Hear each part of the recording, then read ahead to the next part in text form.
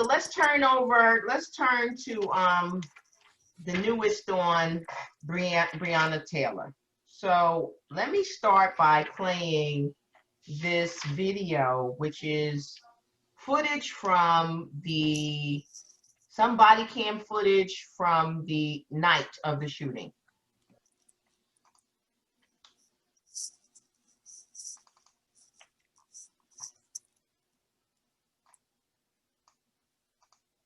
Of the chilling moments after Taylor was shot dead by police officers in her home last March. This was after her boyfriend Kenneth Walker fired a shot which police say injured one of those officers. The officers have said that they announced themselves before breaking into the home, but Walker disputes that, saying that he thought they were intruders. Take a look at what happened next. Here's ABC's Alex Perez. Walk straight back, girl. Send this song on me. Walk back to my glory. Walk back, girl. Send this song. Walk back to me. Stay my mountain. Walk down. Walk. Put your hands in the air. Get up on your knees. Dramatic body cam footage released by the Louisville Metro Police Department shows Kenneth Walker, Breonna Taylor's boyfriend, moments after her death.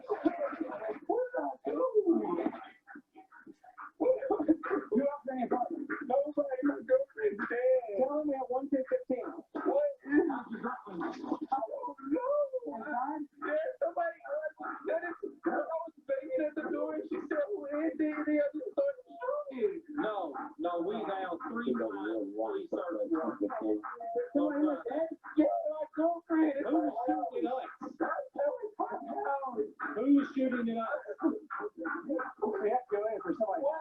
What is this about? We don't know. We're both just making work. Where is she at? She's on the ground. Where at? There's a hallway. What kind of gun did she shoot? It's a 9, it's a regular 9mm. Did she shoot or you shoot? Let's spin out.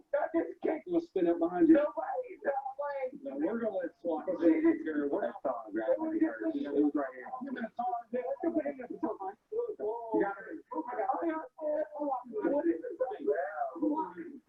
We got to get him in the car. What is this about? 911 operator Harris, where is their emergency? I don't know what is happening. Somebody kicked in the door inside my girlfriend. Oh my God. Can you see where she's been shot at? I think so. That's so many doors. Okay. Is she alert to talk to you? No, he's three. So crazy. Oh my God. For the first time, we're given an in-depth look at what exactly happened the night of March 13th, minutes after the shooting of Breonna Taylor. If you're not on SWAT, lift your fire. We're going up. Hey, just remember, the female is supposedly the one that shot. That's what I for sure. Come on, Dave. Get him one.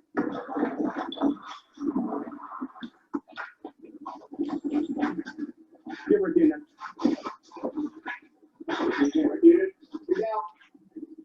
Hey, she's down at the end of the hall. She is down at the end of the hall. SWAT officers know Taylor is in there, but case the home first. Hey, watch the kitchen. Watch the kitchen. I got the kitchen clear. All right. Nice and slow here, guys. As they come to the bedroom, the TV is loudly playing. Cover from the other side.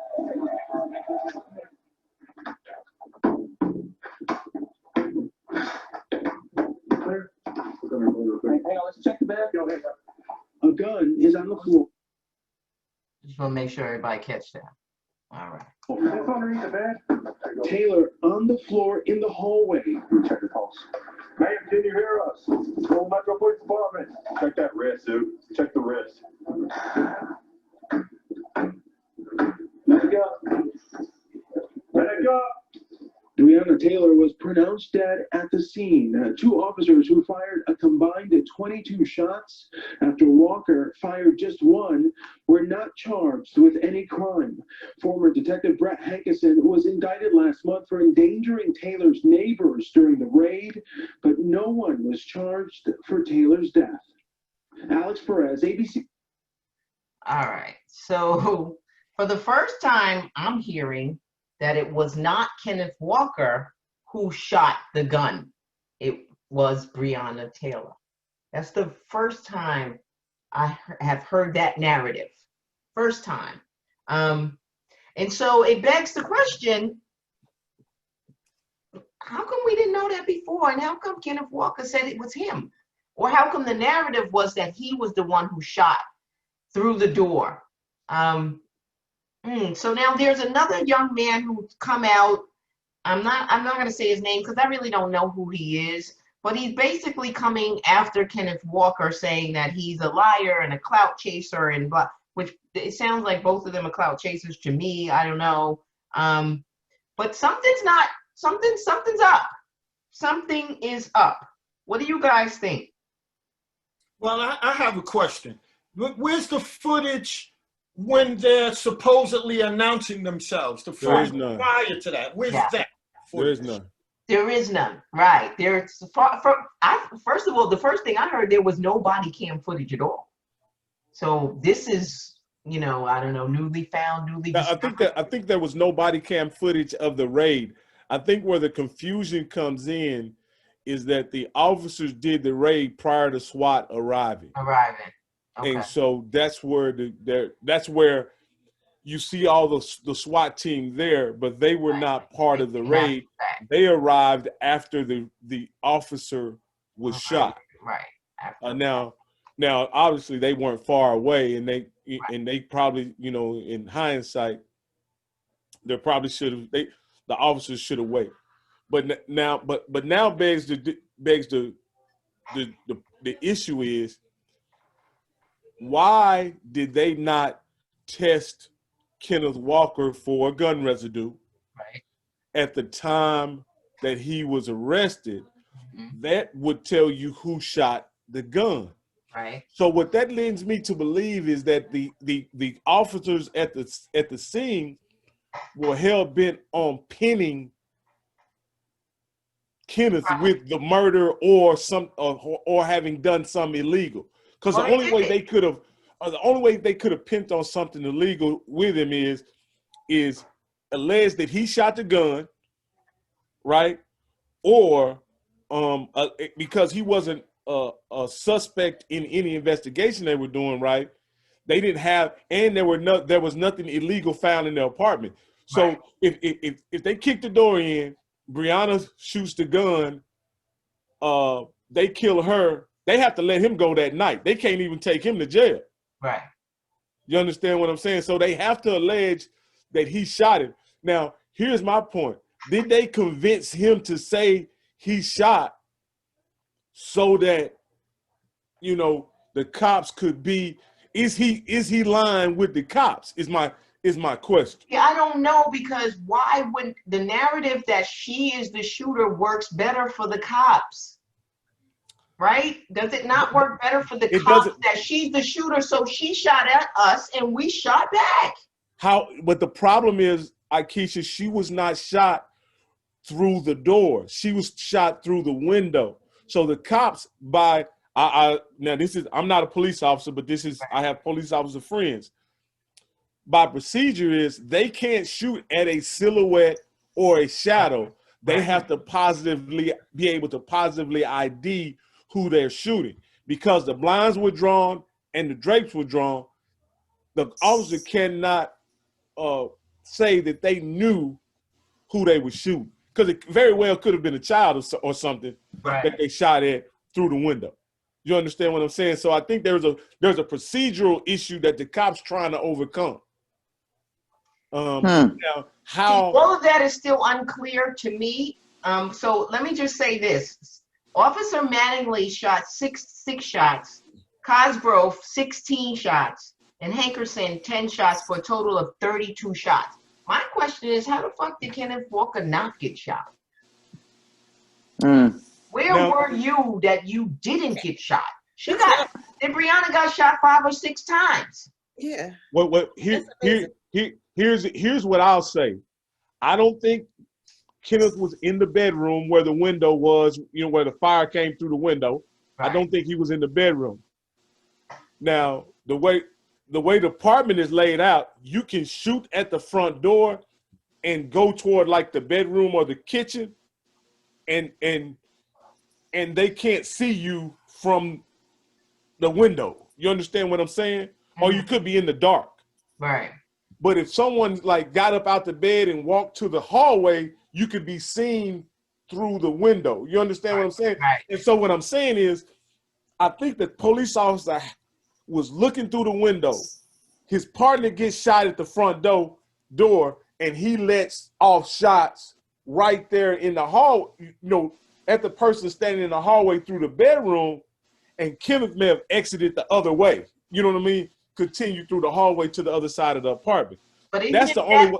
But even if that's the narrative, Rocky, the cops then get off the hook for that, because the officer, he's going to say, I saw a muzzle flash, right? Even if I can't see the actual person or only see a silhouette, I saw a muzzle flash, which means I know someone had a gun. I know that one of the members of my team was shot, and so then I'm justified at that point in returning fire. That would be an easy narrative. This case would be open and closed. It's like she shot at us, we shot back. It's a wrap. So let me say this. Okay. What would be the scenario of how the gun ends up in the bedroom across on the other side, across the bedroom from where Breonna was shot? So that's what kind of bothered me. It doesn't seem like Kenneth would shoot and then run under the bed where the fire is coming in. Now, here's my deal. If that's the case, he is one lucky joker. Right. Because he got under the bed just as the fire started coming in. But he said he was home. I don't know if you guys saw that. I'm not going to play the video with him, the interview with him and old girl. But he said he was holding her hand when she was shot and tried to pull her down. She wouldn't get down because she was in shock or whatever may happen. And if that's the case, then did she shoot from at that location where she fell or where she was shot? Well, none of this shit makes sense. So here's my question. Here's my other question. And this hadn't been determined. Did the officer get shot while inside the house? Right. Now that's the only. Huh? I want to know that too. Are there bullet holes in the door? Because if he got shot while inside the house, they under no circumstances should have shot through that window. Because you could be shooting the officer could have been shooting at his partner. Right. Well, friendly fire is a thing. Now, but they don't. So in the split moment that's happening, no police officer is going to say, well, I have the time to contemplate whether or not members of my team had enough time to breach the door and get it. There's just not enough time to reflect and have those thoughts. You just react. And was Breonna, now has it been released? The only person that I've heard make contact with her is the Hankerson guy through the window, shot her. Right.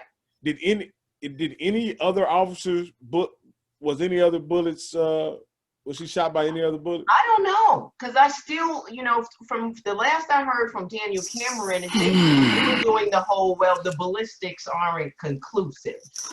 We can't really say which gun. That was the last I heard. So it's probably been updated since. Now, what I don't understand is why would, now this is peculiar to me, and I'm more inclined to believe that Kenneth Walker's original story is the truth. The truth. Based on, or a version of the truth, or close to the truth. Right.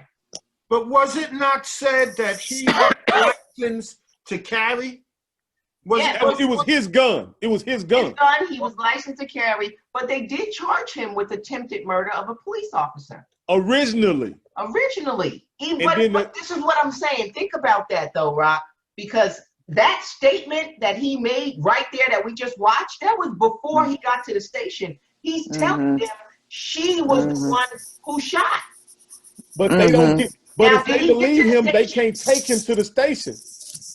They can't take him to the station. They gotta talk to him. They're not gonna No. What I'm saying is, if if he's not the shooter, what can they charge him with? That's what I'm just saying. Okay. What can they charge him with? They don't have the basis for a crime if he's not the shooter. Right.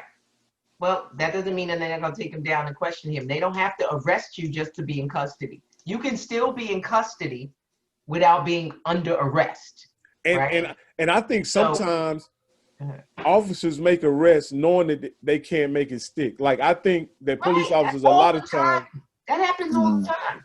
That happens all the time. Now with bring charges they know they can't prove. But because a lot of times what happens, people take pleas. I don't need now with this gentleman on Facebook, which he's very impressive because he seems to be very fact-based. Who is it, the Lamar guy? Yes. Yeah, I don't know how fact-based he is. I really don't. I don't. And I've heard him. Let me say logic-based. Logic-based.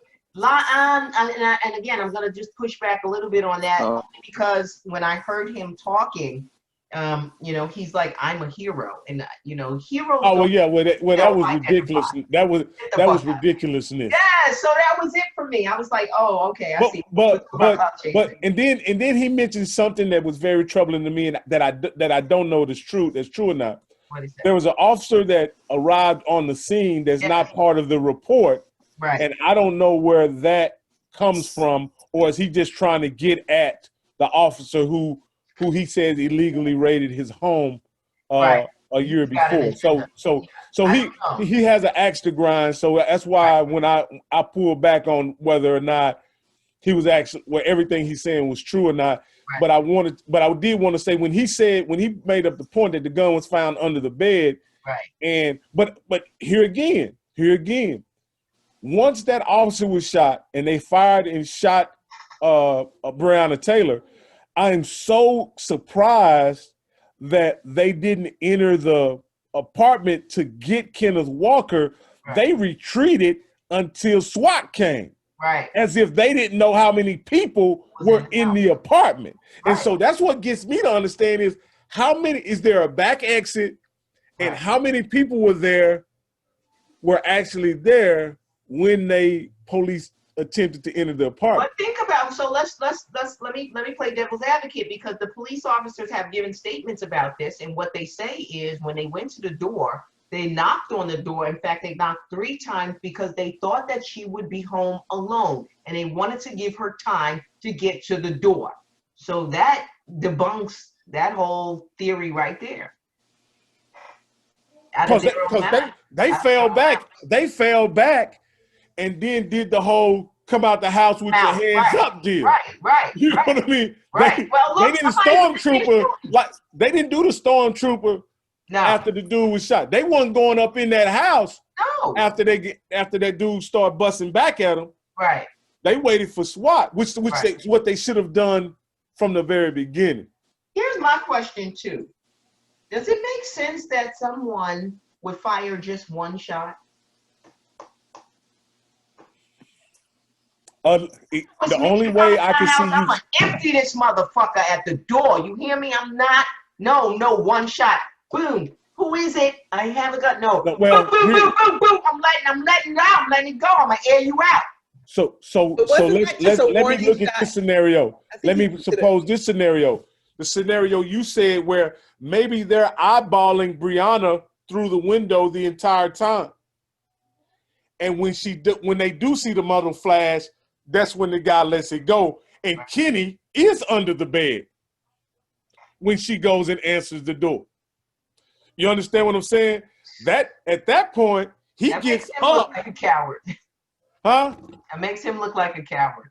Well, what I'm saying, again, I mean, he didn't look good when he was walking out that house either, so I'm not gonna. But my point is that maybe just that points out to what you said earlier. They saw the muzzle flash, and that's how they were justified letting the shots off, right? Right. Once the now again, but here's my other deal. Why did they fall back? They had to know there was somebody else in the apartment.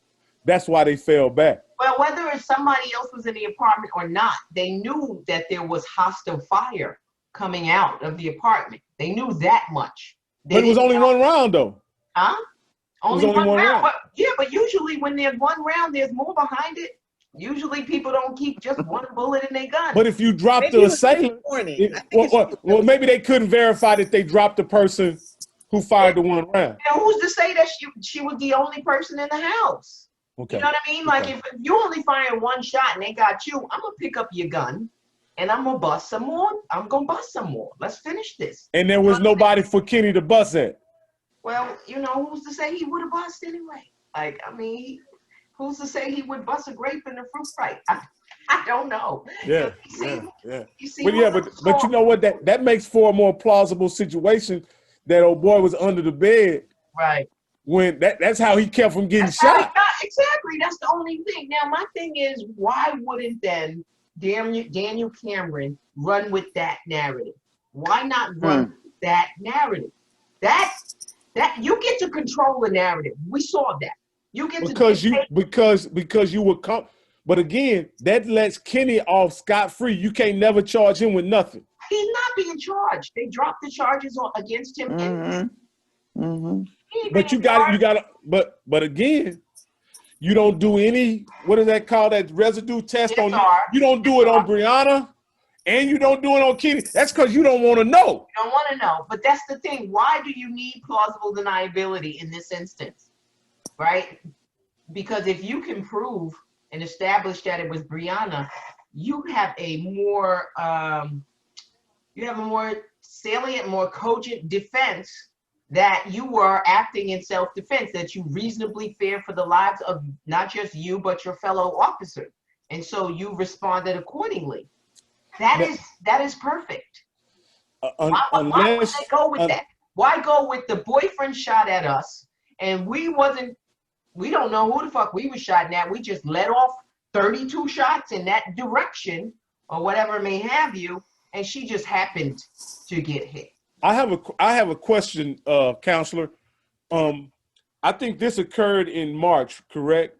This shooting occurred in March or late February or something like that. I don't remember anymore. No, March 13th. Okay, because George Floyd. March 13th. Right? March 13th. Okay. Yeah. So I thought in a search warrant there has to be some type of immediacy or intimate situation for a search warrant to happen, right? There doesn't? No. Okay. Because the guy who was under investigation, the last time he had been cited in police records at her address was January the 16th. That's literally 2 months.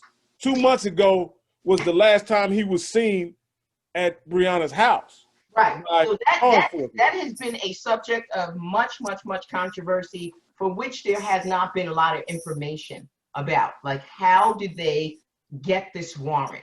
There is a requisite of information that must be presented to a judge in order for a judge to sign off on a warrant.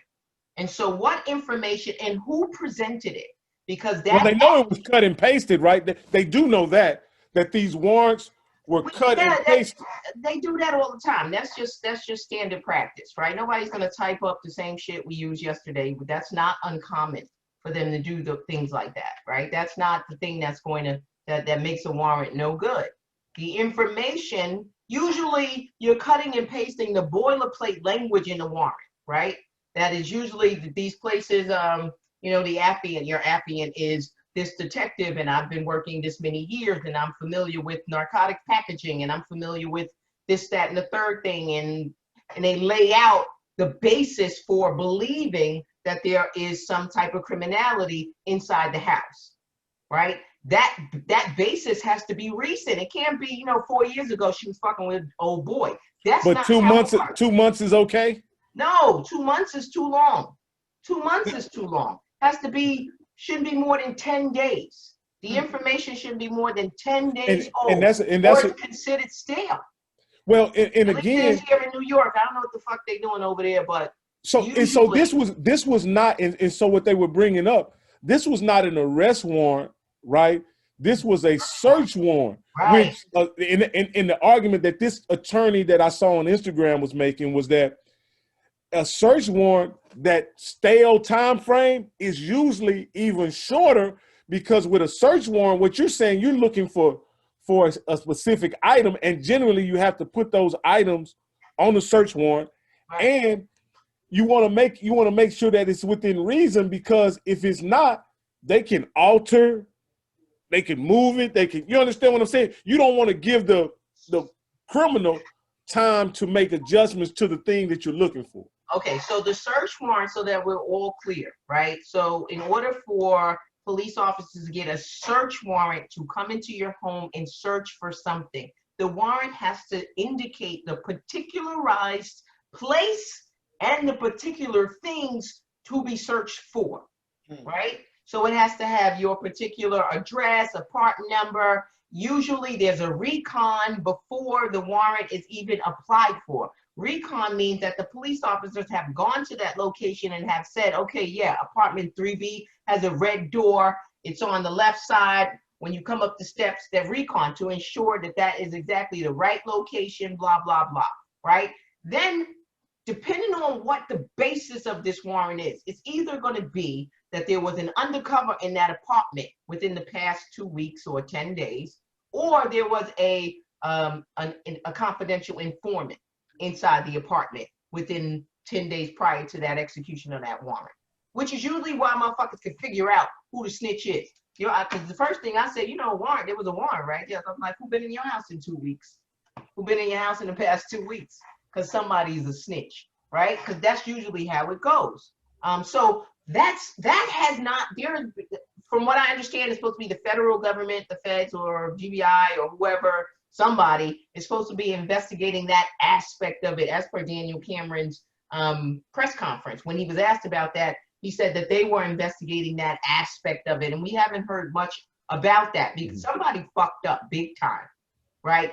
But just so we all know and understand, these warrants for drugs, when you come in, when the police are getting a warrant for narcotics, most of the time they are no-knock warrants. What's a no-knock warrant? It's exactly what it sounds like. So the whole thing about the police knocked 3 times, they didn't have to. They had a no-knock warrant, which means they don't have to knock. The reason the courts and the legal system allow for no-knock warrants is because these things are easily disposable. Drugs, you can flush them down the toilet very easily. So as law enforcement doesn't want to give anyone an opportunity to destroy evidence. So the surprise factor with the no-knock warrant is the basis behind it, so that we can preserve the evidence or get the evidence, so that there's not an opportunity to destroy evidence. That's what the basis of but again, like I said, this was bad because the person that they were looking for, who was supposed to be in that house moving those narcotics, was somewhere in custody someplace else, as far as I understand, right? And so somebody didn't do their due diligence at all. Yeah, I don't know. This is interesting.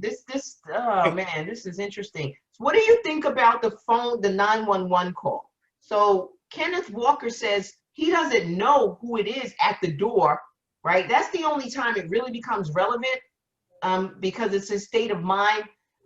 He doesn't know who's at the door, which is, it's sort of belied by the 911 call when he's like, someone just shot at us. And who would call 911 if you think it's the cops that's shooting at you, right? And you're going to call more cops, right? And so there's sort of, maybe he was confused when the cops did show up, because he had called 911 and maybe he was thinking they were responding to his call. Like, yo, I just called y'all. Why y'all coming for me? Somebody just shot at us. And not knowing that the somebodies were them. There is something fishy about the whole raid. There's some fishy because for whatever reason, the cops all admit to not wearing identifiable clothing for the raid. Right. Like for safety reasons, I would think they would have some identifiable clothing, so that if something, just think if someone rolled up behind them, right, They usually have the flak jacket that say police on the back. Well, these But particular the officers. sometimes they don't do that, Rocky, because if it's a narcotics operation, like I know, they got people watching over there, and they got people watching over there, and they got people watching over there. So if they show up for a raid with all a police paraphernalia on, first thing they're gonna be doing is 5-0, 5-0, 5-0. They don't want to do that. And, we don't want to raise them up. That's the police lingo, police jargon. Don't raise them up, right? So it may not have been, what you're used to seeing on, the TV with the cops, and, they got the cops and Raider and all of that shit on, and it's obvious that they're cops. That may not be how they operated. Well, I know in the initial reports, they said that they didn't have any uniform. They were ununiformed, completely ununiformed. Not uncommon. And so that, but again, obviously, I don't think they were expecting any heat coming out of that door because it was three of them. Now what bothers me is that after Breonna or Kenneth fires, the whole deal all goes to shit. Right. It becomes a mess at that point. Right. And let me ask you this. Do you think, now this is just based on what the other gentleman was on Facebook that Lamar Wilson was saying, do you think there would be any reason why they would protect the officers if they were using an illegal warrant or something? Would a judge be complicit in either backdating or using some type of boilerplate template of a warrant, or the judge say, so let me ask you this: if I submit, obviously there was a stack of warrants on this night for various addresses, right? And I submit 3, right? And this is the 4th place. And is there any log to where the judge would know exactly what he signed? Absolutely. Okay. Absolutely. If they do it the same way they do it here. Absolutely. Okay. Not only do judges keep track of all those warrants, you have to return after you execute. So they would know if it was a counterfeit warrant. The judge would know if the officers were using a counterfeit warrant. Yeah, a judge wouldn't sign it. No. What I'm saying is, if I submit three, right? And then make up a 4th one. But I'm a run one off and make a duplicate, change something on it. The 3 locations that I hit, one of the locations that I hit didn't have anybody. Maybe I'll just repurpose this other warrant for another address. Right. You understand what I'm saying? Yeah. So that's all I'm asking. That's a serious stretch. Could it happen? I guess it could happen, but that is because there was no it seemed like it was very little preparation. The problem with that is if you use that warrant, which is bullshit, and you actually make an arrest, at some point you're gonna have to turn that warrant over to the defense attorney in that case, right? Who is then gonna look at that. Do the judge keep a copy of the warrant?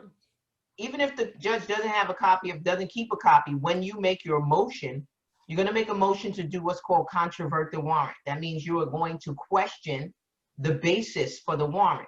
That's a whole hearing, right? At which point, the affiant of the warrant, the person who swore it out, usually the cop, has to come and testify. Yeah, so it's really difficult to do that. Unless you just busting down doors and just robbing people. Well, the only reason why I say that is because they make a point of saying they executed several warrants that night. Right. So my point is, how do you keep track of what warrants are, what warrants are valid, and if you have an invalid warrant, could they be mixed up or confused in some type of way? I wouldn't know. They're very meticulous in my experience, especially when it comes to warrants. Judges are very circumspect when it comes to signing warrants. Okay. Even. So it has to be, the problem has to have lied in the person who was supplying the information. Whoever that cop is, he may have lied or misrepresented the information that he had to get a judge to sign, because this is the problem. A lot of judges don't ask a lot of questions when law enforcement comes in and they say, I got probable cause. A lot of judges go, okay, got probable cause. They look through the warrant, make sure it has the particularized location, make sure it has the particularized things to be searched for. You know, they got their little checkbox and they're like, okay, yeah, that looks good, and they sign off on it.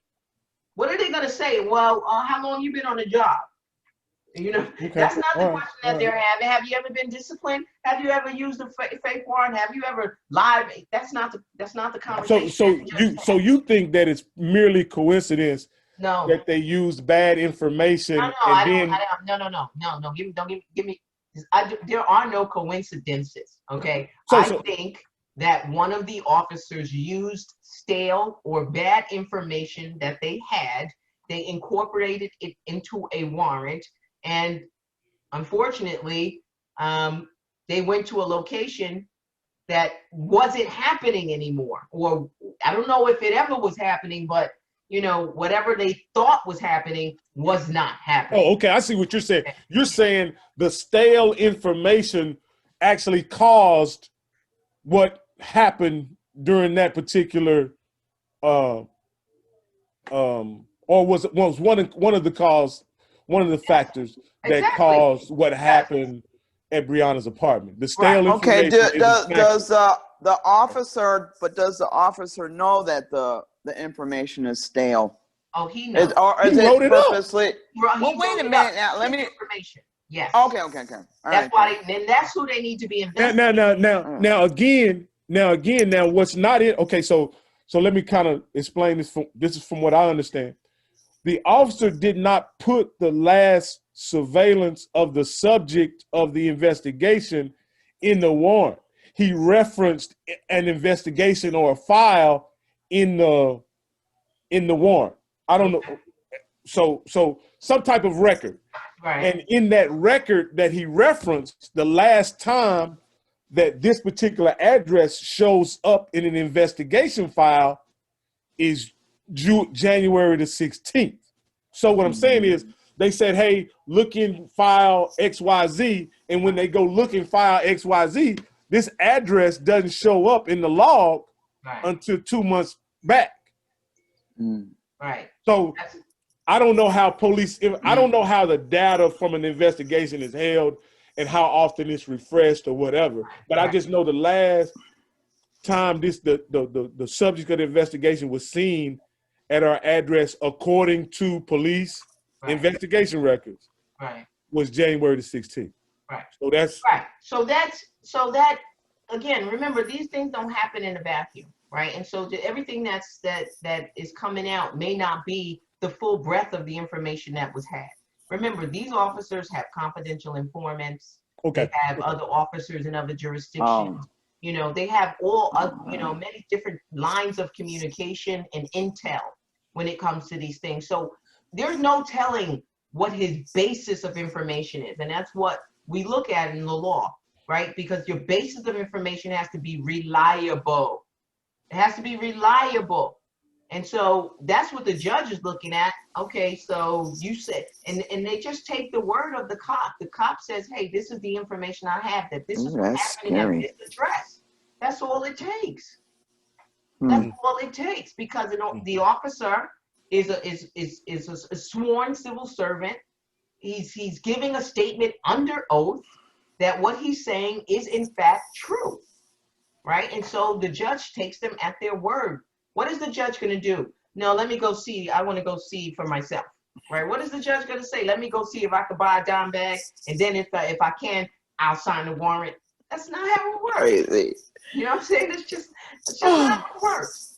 But I mean, listen, if they wanted to charge Kenneth Walker with the attempted murder, they could have left that.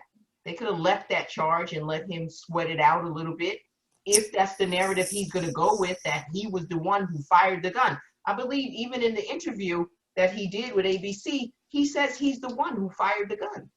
Yes. And I'm having trouble reconciling that. I'm having trouble because remember, under the law, right? We give certain statements an indicia of reliability, right? We say that certain statements have inherent trustworthiness. Those statements are statements that are excited utterances. Those statements that are made under the duress of an event, right? Where you don't have the ability to reflect and make some shit up, right? So at the moment when he's, you know, being taken out of the house and he's under the stress of the event, it's more likely that he's being truthful in that moment because he doesn't have time to contemplate a lie, right? And so in that moment when he's like, oh, she shot, she was afraid. To me, that sounds truthful. Well, I think he answered, to be honest with you, I think he answered it in a peculiar way. It could be self-preservation, though. That's the other thing. It's like it's really hard to tell because he could be like, listen, she's dead, so I'm just going to say it was her, because she can't say it wasn't. He almost did it in a way that he was trying to say he wasn't snitching on it. You understand what I'm saying? Like he's saying, oh, she didn't know y'all were the cops. You know what I mean? She was scared. Rather than saying, yeah, because again, Akeisha, how does it turn if he says? Say that again. I don't know why I can't hear you. You muted. You went to mute, Rocky. My point was, how does that what do they call it, interaction change if he admits that he's the shooter? Does it change the interaction? Oh yes, it does change. If he, first of all, I don't know if you've ever, if anybody here has ever seen the police respond to someone who they think has shot a cop. They're not gonna be real nice about it. Exactly. They're not gonna be nice about it. It's not gonna be a casual. So again, your self-preservation argument made the point. Huh? Your self-preservation argument related to his statement could be a point. Right. It's possible that it's not, it's not a reliable statement, that he did have the benefit of reflection. And at the moment he was like, well, she's dead, so she can't say that it was me. So I'm just going to say it was her. In a non-snitching way. In a non-snitching way, she was scared, y'all, this, he could totally, that could be. Because he didn't say he did or he didn't. He just said she was scared. No, he said she did. He said she did. Yeah, because they asked. Oh, okay. They asked. He said she did definitively. I made sure I watched that twice. So I was like, wait, did he really just say that? Because that took me aback. Because as a former prosecutor, I'm jumping on that. If I'm the prosecutor and I got a statement from this guy that the decedent is the one who shot, then I'm running with that. She shot at the cops. This was an awful mistake. But she shot at them and they shot back. We sorry. Hey, but here's the other thing. Don't you think, why didn't they put that in their statement, their arrest statement when they arrested him? Right. Yeah. It's because they wanted to control the narrative, but I don't. It's one of those things where it's like I don't understand why they would prefer. The only reason I could say why they would prefer for him to be the shooter is so that they could charge him. That's it. So that they could charge him, so that someone would be charged, and that would be the focus, not the dead girl. Right? The focus is that we made an arrest and we charged him with attempted murder because he shot a police officer. And he could have been spooked that they were police officers that he shot too. Now that's you know what I mean? Because when I'm thinking about it, he also has that look like I done fucked up. Yeah. You understand what I'm saying? You know what I mean? Like what I'm saying, and this is subjective. Come on now, I'm not. But what I'm saying is, there's a certain aspect in there is that self-preservation is definitely part of his motivation for saying and doing everything that he's doing, Akeisha. Well, do you see that? Listen, whatever he was doing worked for him because he's alive. So I'm not gonna knock him for that. I think it's a bitch move, but he's alive, and if he hadn't lived, we don't know what version of events. Oh yeah, it wouldn't even be a deal. Exactly. We wouldn't have heard about this at all. So the fact that he lived is why we even know about this case. right? It's why we even know Wow. about When you this. put it like that, that makes the whole system cruel, man. Oh yeah. Oh, it's cruel. Oh, it's very cruel. It's absolutely cruel. It's heartless. Mm-hmm. Yes. Mm-hmm. Wow. Colder than the landlord's heart, as my Wow. grandfather would say. The system ain't got no love for us. Yes. Mm. Yes. Yes. Yes. So yeah, that's something. Yeah, I don't know. So it'd be interesting to see how that plays out. It'd be interesting to see what the federal investigation comes, yields us when it comes to the warrant. And we'll see if they do any other further charges. This guy seems to think that they might try to charge Kenneth Walker with something. I can't imagine what he would think, for felony murder. Well, is there any way he could get like one of those endangerment charges by his conduct causing danger or inherent harm to someone Not else? if he didn't fire the shot. No, I'm just talking about him shooting at the police What if caused. he didn't shoot? If he didn't shoot, like, I mean, Oh yeah. if he did shoot, then he has a self-defense claim. He's in his home, Castle Doctrine, right? Castle Doctrine says you don't have a duty to retreat in your home. If you are being threatened, your life is being threatened. It has to be a life threat. It can't just be we gonna take some shit. Has to be your life is being threatened. You don't have a duty to retreat, and you can defend yourself with deadly force. And that's what he did. He was entitled to do that. Now, when they have him in the precinct, who knows what they're saying to him? Like, Right. You better shut up or else. Right. Because remember, when he gets to the precinct, first he's handcuffed. Then they take the cuffs off. Mm-hmm. They couldn't have thought that he was the shooter. Mm-hmm. Because no cops, I don't give a fuck the cops. I know the cops, I don't know. If you think this dude shot a cop or shot at cops, you're not going to uncuff him in a precinct with a bunch of people walking around with guns. Mm. But they wrote him up as the shooter though. After the fact. See, that developed a little later. They didn't, right away, they didn't write him up as the shooter. Okay. What you saying is they didn't charge him to the wee hours the next day. Oh, okay. Right. Okay. So that was okay, let's see how we can work this narrative. Let's see what we can get him to say. Let's see what we gonna say. That's what that sounds like. Now, Akeisha, what do you think about them not filing a police report on that incident that night?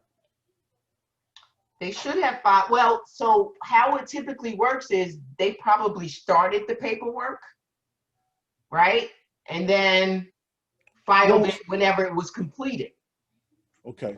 That's what, because it's tons and tons of paperwork. Okay. So they probably started it. You filled out that, you fill out some of that, you fill out some of that, especially if there's a death involved. That is a lot of paperwork. So they probably, it takes time. It's like nobody's going to file it right. Nothing gets filed immediately. Everything takes time to be. And don't they have 48 hours or 72 hours or something like that? Don't they have a period of time before they have to hand in this report?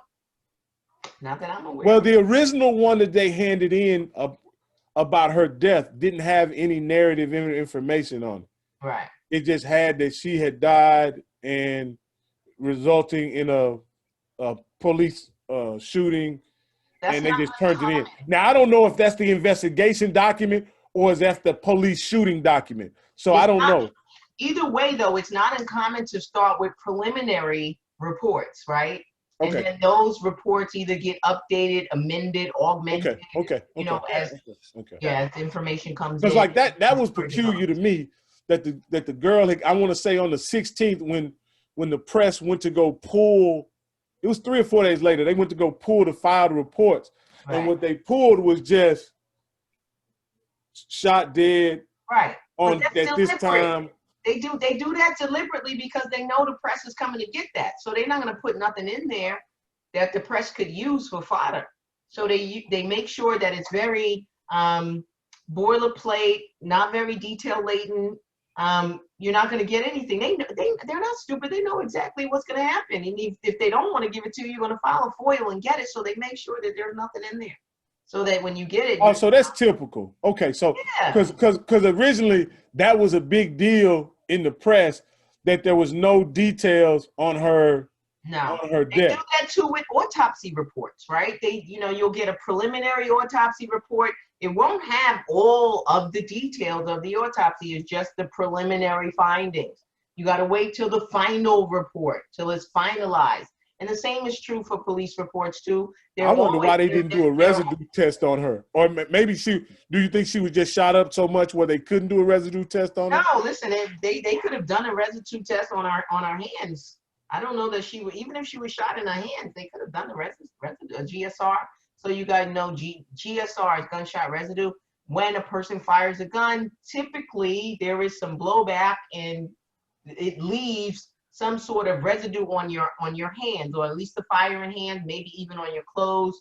And so you should be able to test and see if that appears on someone's clothing to determine if they are in fact the shooter. I don't know if that was done for either of them. And again, when they don't do it, Rock, they get plausible deniability. What you say? They don't do it because they want plausible deniability? Exactly. Oh, okay. Yeah, right. That's exactly right. And then so then they can go with whatever narrative works for them. Because you only have a certain. What do you have? What, 72 hours on the residue? What do you have on the residue? I don't know. I don't know how long it lasts. I know typically when they suspect that you're a shooter, they'll bag your hands, right? They will bag your hands. So it may not be that long. Right? Yeah, it's residue. You know what I mean? And it's very fine. And so how long it 72 hours? I don't know. I'm not a gunshot residue expert. So if they didn't do it on him, then that probably means that they didn't think he was a shooter. Well, they might have just went with what he said. Okay. You know what I mean? They may have just went with what he said because, again, remember in the beginning with him making her the shooter, that narrative works for them. That narrative works for them, and maybe that's why they dropped the charges against him. Maybe that's why they dropped the charges, because they couldn't put the gun in his hand.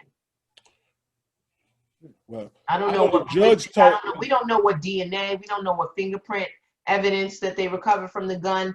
I haven't seen any of that.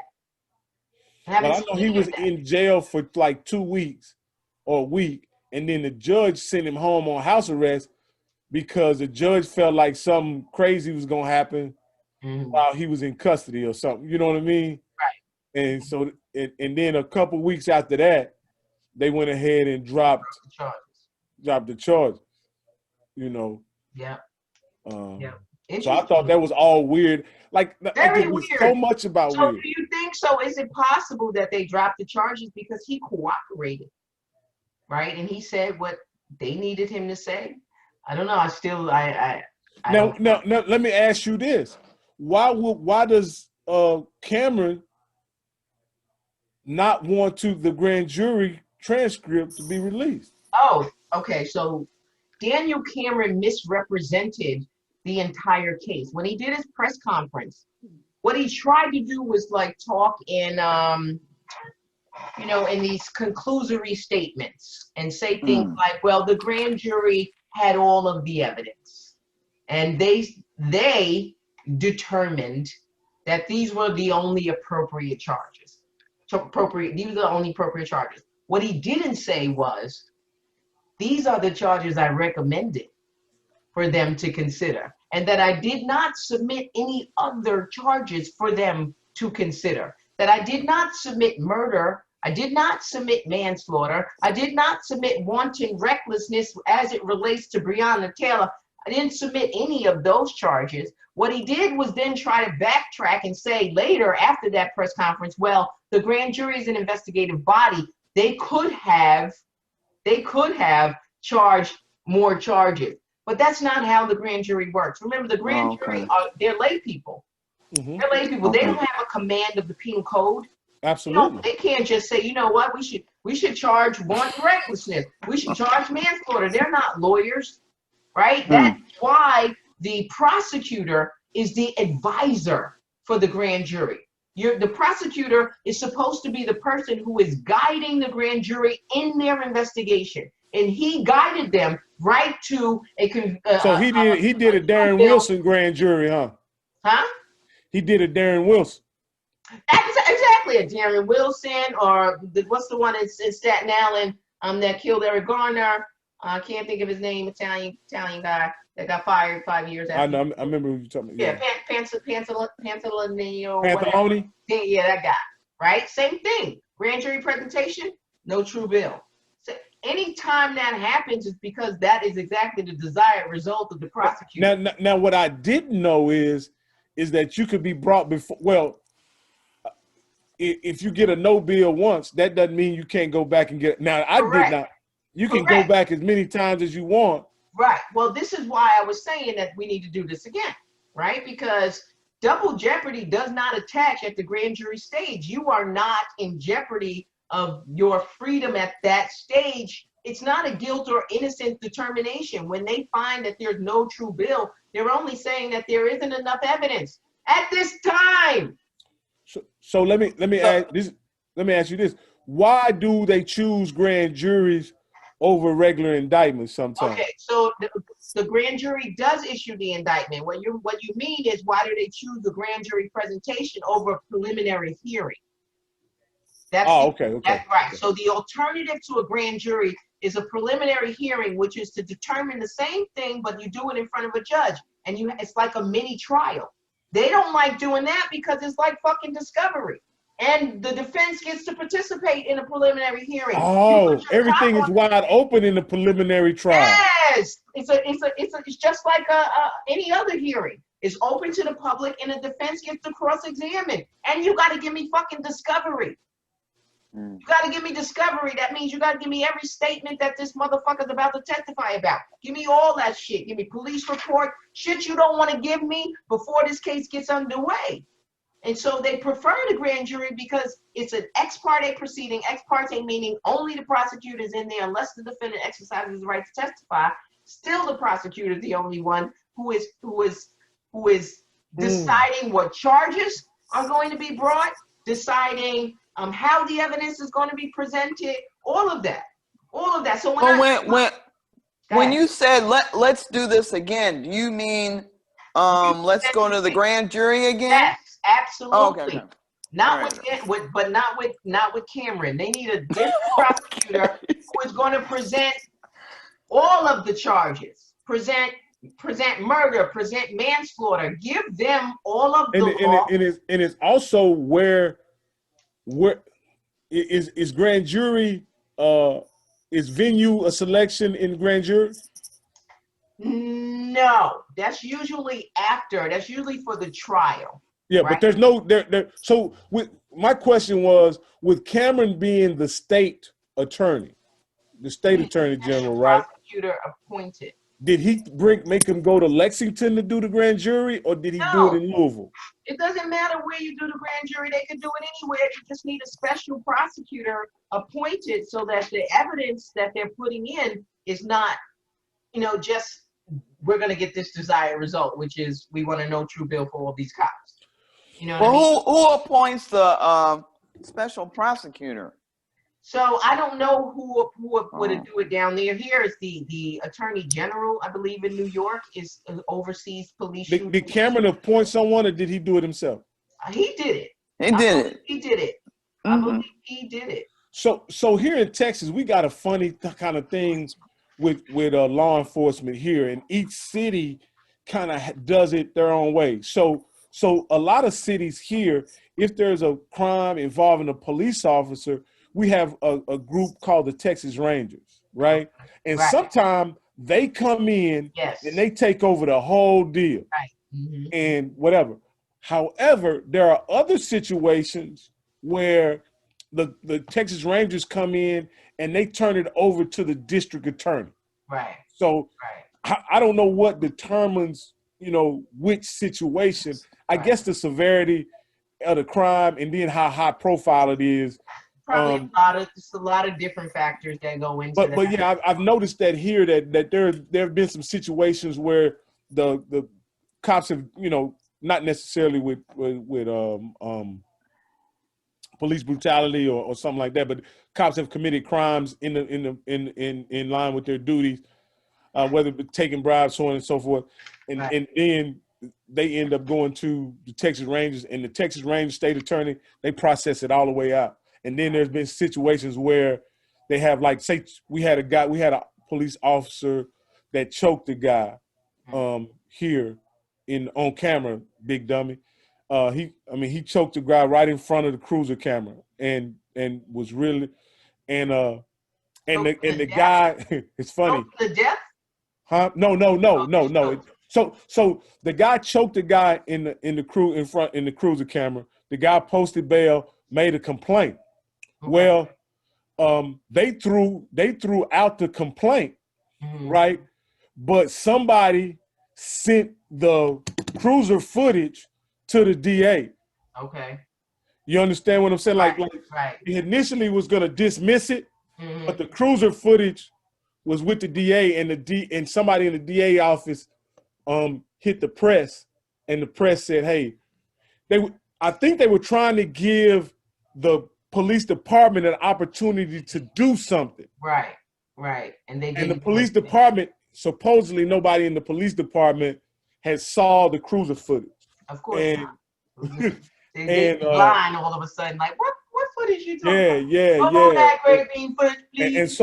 And so immediately this guy thought he had got away, but he ends up getting fired, and then they end up filing charges and paying the settlement to the guy, and the cop is, this is like 2 or 3 years later, the cop is still on trial for this stuff. He ended up pleading on it, but it's just crazy how things get, like something simple as having the video of a guy choking him, the cops try to just make that so complex. Yes, because and hoping it'll go away. Because it affects that police officer for the rest of his career. Well, here was what my buddy somebody I know explained to me. He say, really, Rock, they wasn't trying to protect the officer who did the choking. They were trying to protect the guys who saw him doing the choking. And didn't do shit. Right. The whole department, right? Because think about it, as a defense attorney, if I get my hands on a video of a police officer choking someone and you happen to be a witness in my trial, first thing I'm going to do is make a motion to the judge that I'm going to question you about this particular behavior, especially if it's something I'm claiming happened in my case, because this is now, you have a pattern of behavior, a pattern of conduct. And so if I don't have that, I can't make that argument. That might change the whole dynamic of the case that I'm defending someone on, because guess what? Prosecutors do not want to fuck up cops' lives. And they will plead a case out before they put a cop on the stand for you to get his ass bloody. I've had that happen. Listen, you know this cop got a lot of issues. How about that? So do you guys also consider that it'll upset other? So if I'm an officer and I choke somebody or do something and lie about it or whatever, does that affect other cases that I have on the books? Yes, absolutely. Okay. Absolutely, because it goes to your credibility. Okay. I see what you're saying. So if you lie about something on Tuesday, then you probably so that's another incentive for dragging it out, so that whatever he has in the pipeline can resolve itself before he realizes that he may be dirty. Or here's the problem, Rock. The problem, and this is for everybody, is that when we are aggrieved, and when I say aggrieved, that means when we are wronged or we are harmed in some way, we are often so grateful that we made it home, that we don't file a complaint. We don't file a lawsuit. We don't follow up. We're just grateful. We're just thankful. And so there is no paper trail created for that particular police officer or that police department. There's no paper trail. And they've been doing it for years and years and years, but everybody just happy to get home, And so that's one thing that we have to do. We have to be more proactive when we are violated. We got to do what the white people do. I'm going to write a letter. That's what I do. I write a letter. Write somebody. My son will joke all the time. Mom, what you going to do? You going to write a letter? I'll be like, I'm about to write a letter. That's me. Exactly, right. That's No, I me. know they clown you, Write man. a I know letter. my kids clown me all the time. And My that's family that clown me. you're absolutely right, man. We don't, and that's in everything though, Akeisha. Yes. We don't take the proper grievance steps when we've been violated. However, we'll post on Facebook and we'll talk shit. Yes, we but are. we don't do anything. I'm not saying we, but some of us don't do anything that will benefit somebody else later on. You know what I mean? We deal with it as our issue individually, not as a systemic issue. But when our rights are violated individually, actually we got to look at it as members of our community, and the citizenry is being violated. Exactly. And I think that we have to think of it more in that realm. We have to think that this is a collective issue and stop thinking of it as an individualistic experience, because this is not just happening to one of us. It's happening to many of us, to too many of us. And it's because we have stayed silent for so long. We have suffered in our silence, right? So many men, let me just say this, so many men in the past year have revisited their own trauma that they have pushed down and not thought about and not visited, has all come rushing back in with the George Floyd and the, you know, and the visual of our constant mistreatment. And there are so many of our people, not just men, but particularly men, I want to say Black men, are traumatized and they suffer from this PTSD from the experiences they've had with police officers. And they didn't even know it, or they didn't realize it. I have been on the phone with grown men talking about this issue. And what inevitably it goes to, I remember the time when. Absolutely. And then the tears, and then the anger, and you're walking around with this shit. It's killing us. It's eating us up, and we don't have the recourse. So we have got to start doing that. We have got to start making a paper trail. We have got to make those complaints, write those letters, call your congressman, call your senator, call your council person. Call people you elected. I think we need a third party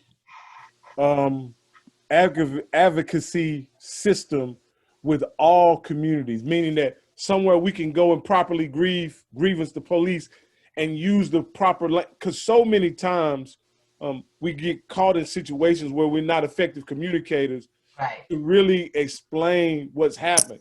And in the moment you associate getting proper representation for something like that, as Black people, we associate a cost related to that. And when you associate, and again, I go back, as soon as you associate a cost with something, we get to weighing light bill or, because I don't care what community you're in.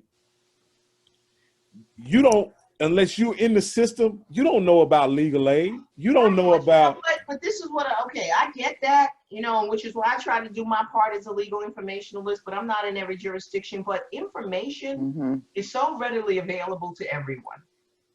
If you seek it. Exactly. That's why we have these conversations, so that we can give people the impetus to seek it. So you can go out and know that it's there. It's available to you. Just go find it.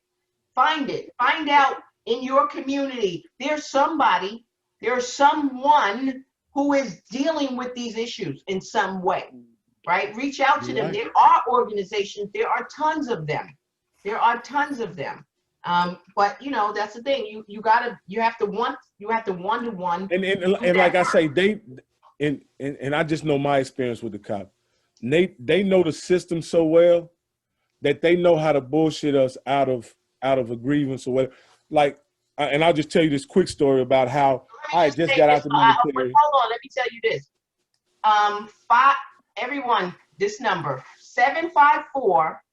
754-202-4864. Just text me to kill yourself, ugly bitch. Okay, so just throw that. I'm just throwing that out there. Whoever you are in the 754 area code, 754-202-4864. Yeah, I don't gotta lie. I don't gotta make Can't this see up. that. I don't know if you can see or you What's can't the see. number? 754-202-4863. Let's call this person. Yeah, let's see. Let's see who you are. Let's see. See if they're about that life for real. About that life. Let's see.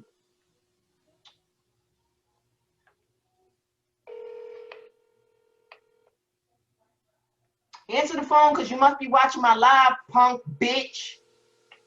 Answer the phone. You got a lot of shit to say. You want to text shit. Let's see if the recording got voicemail. Hi, you've reached 1-754-202-4863. Please leave your message after the tone. Yeah, this is attorney Akeisha Al-Shabazz. Eat a dick. Sorry.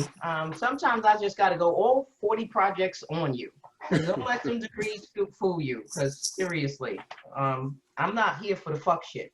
But I want you guys to know that part of when I come out and I start to talk about these issues that people don't like, I get a lot of negative emails, text messages, inboxes, DMs, just, oh, you ugly, you look like a man, shut the fuck up. Just this is the shit I got to deal with just because I want to enlighten my people. This is just constructive conversation.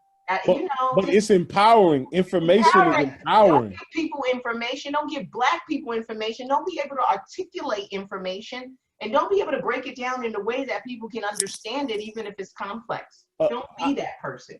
I often find that it's never what you're doing that's really the problem. It's who you're doing it for. Oh, don't call my phone, bum bitch. Answer, bitch. Answer. Answer, you punk bitch. Answer. Come on, let's have this conversation. Answer the phone. Everybody on Facebook, this is everybody gonna be calling you now. Everybody call this motherfucker. We gonna make you change your number. Everybody gonna call you. Change your fucking number. Yeah, that. Let's go. I'm about to post this motherfucking screenshot on Instagram. Yeah, let's go.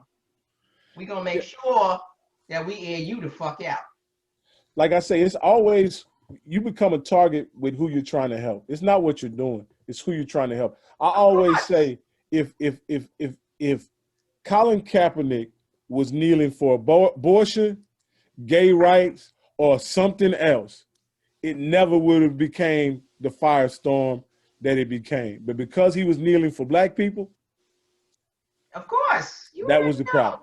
And the other part of it is what is mind-boggling to me is that the people that have oppressed us, the people that are responsible for our oppression, want to then dictate to us how we should respond to their fucking oppression. Like, you don't get to tell me that shit. Right. You don't get to tell me how to bleed. Oh, you can't be bleeding over here. You need to be bleeding. Don't tell me. Like, come on. And so when we start to burn shit down, then you're like, well, don't do that. Well, when we took a knee, you said we couldn't do that either. So what the fuck? You're not leaving us a lot of options. There's not a lot of wiggle room between taking a knee and burning shit down. Right. Anyway, I want to thank y'all for being here with me tonight. This was a lot more fun, a lot more engaging, a lot more interesting than my being here alone and talking to myself. Thank you all. I thank you. You are welcome. Yes, thank you. We have to yeah, like I say, you get. If this is what will make you come on more often, I'm down for it. All right. I'm down for it anytime. All right. I could do that. Because this is a much better. This is much better. And you know, I've been getting on you about YouTube for years now, and so I know. Make sure you save this and post it on YouTube. This is recording. It's broadcasting on Facebook. Once it's done and Zoom sends me the recording, I will put it on YouTube right after that. All right. Okay. All right, y'all. I know it's 1,000 comments on Facebook. I'm sorry, guys. I couldn't see the comments on Facebook unless I went on my phone. It just gets crazy. But I will go through the comments now and try to respond to some of them. All right. So I thank you all once again. It's your girl Ike here. I love you. I really, really do. Thank y'all for being with me. Hey, counselor, take care of yourself. I will. Take care of yourself. Bye, Akeisha. Bye-bye. Bye, Akeisha. Bye-bye. And you're a beautiful Bye. black woman, by the way. You're not ugly or Bye. anything like that. What you say, Rock? He said you're a beautiful woman. You're Oh, not. thank you. That's what he Thank said. you. Thank you. You know, what can you do? All right, y'all. Take care. Have a good one. And the mind is astounding. Thank you. Thank you. Yes. Thank you. I appreciate that from you. That means a lot to me. It does. All right. I'm going to go, y'all. All right. All right. Take care. Oh, shucks. Okay.